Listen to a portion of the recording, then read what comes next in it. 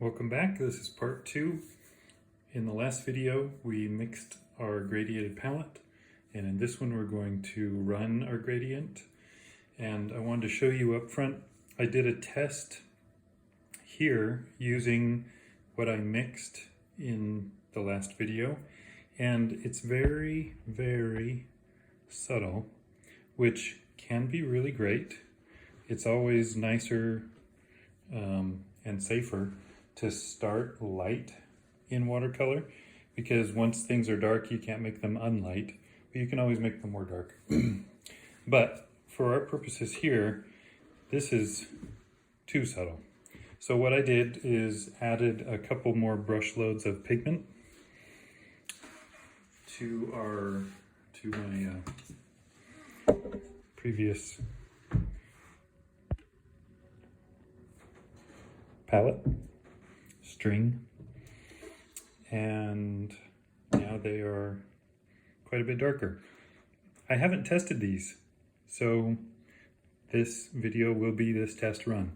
It's not essential that things are perfect the very first time, and that's part of why going subtle is good. A lot of times it will take 2 or 3 passes to get everything really where you want it, but because things get more opaque the more levels they have on it, it's better to start lighter and more subtle.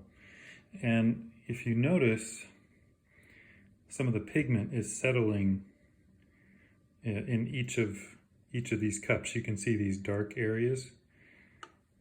So it's important, oh, that's not, that's a stain.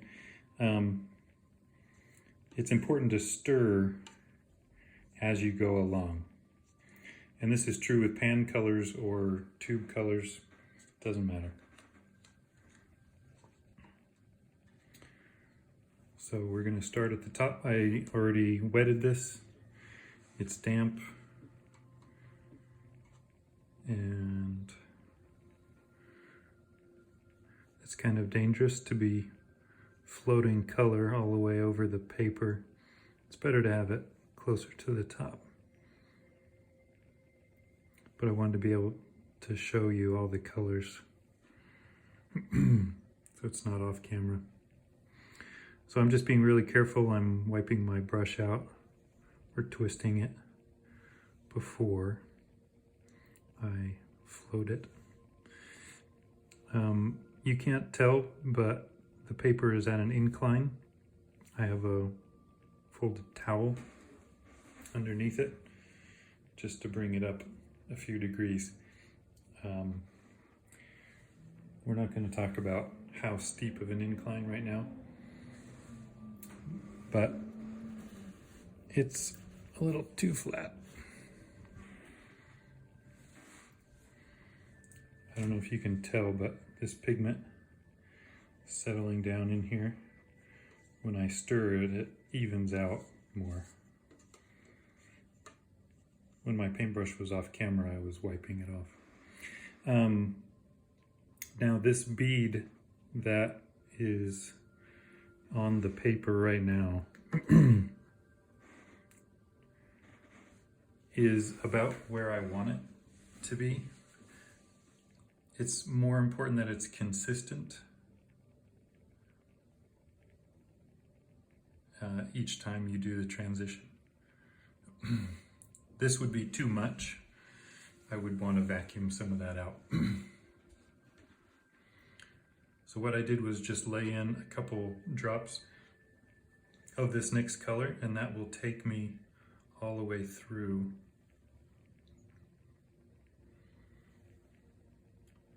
this next pass. And I probably really only needed one.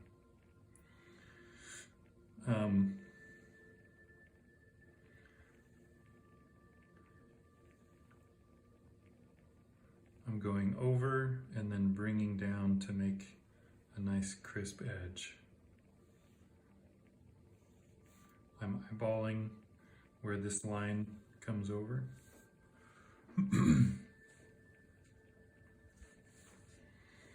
This line's a little too thick, the bead, so I'm just going to vacuum up some Remember, I need to stir this. This time I'm only going to bring over one.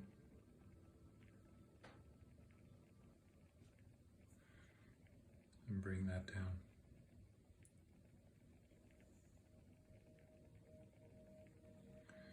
Take your time. I'm going faster probably than you would want to at the beginning. It's more important that you get the control. You don't want to speed up and fling the paint. This is just really gentle. Notice how little distortion is happening in the tip of my brush. I'm not squishing it down in there. I'm just using it to draw that bead of water across the surface. Wiping my brush out because I want to suck up just a little bit of that. I'm going to rotate my palette over so that it will be closest. And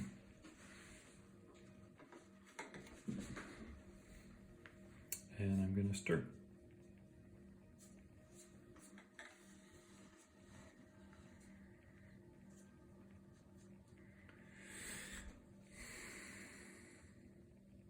Shaking out my brush so I don't drip on the paper.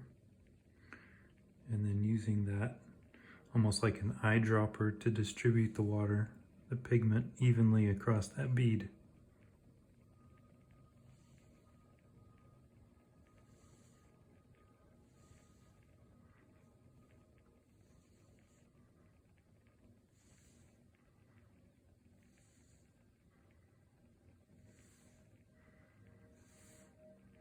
I need just a little bit more, so I'm not going to grab a full load because I'm almost at the end.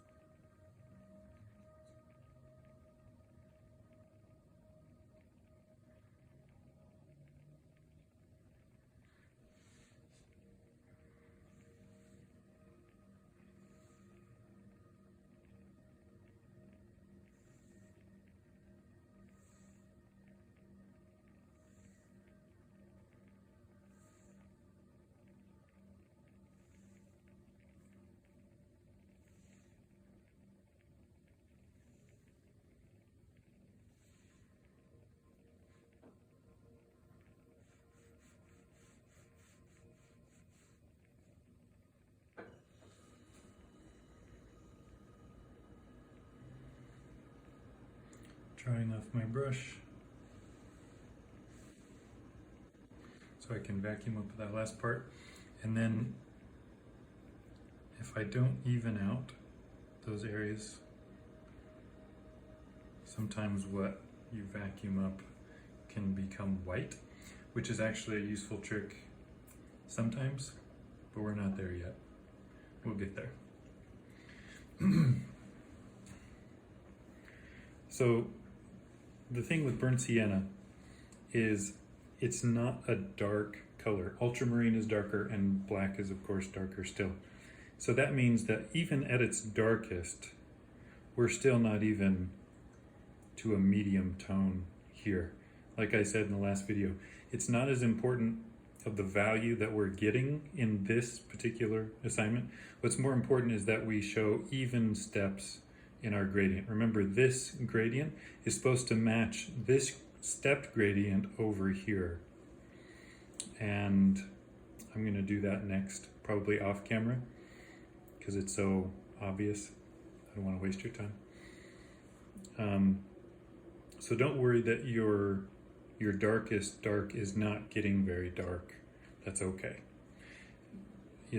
Your eye should just smoothly travel all the way through. You can probably see there's a line right here and kind of a line-ish right there and a little bit right there.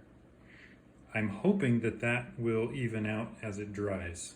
because as the water, because it's still liquid, it's actively seeping out into the other wet areas, and it will level over time. If it levels to the degree that we need, only time will tell. But if it doesn't, then that's a good opportunity to go back in with more layers and even out those transitions here. So we'll see what happens with that. But overall, that's a nice step. I had to make the paint more strong than I expected from that last video, just to optically give it enough punch to show up on camera. But what you see in person, you're going to pick up a lot more of those subtleties than the camera does. So don't worry too much about that.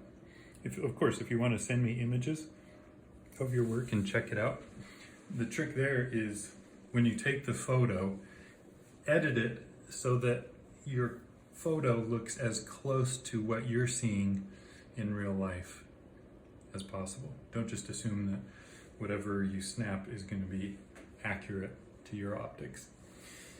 The point is to convey to me what you're seeing with your eyes. Cool. Thank you. Part 3 is coming up. We're going to do the house. It's not really any harder than the gradient. You just have to think it through ahead of time, and that'll be fun. Okay, cool. See you in a bit.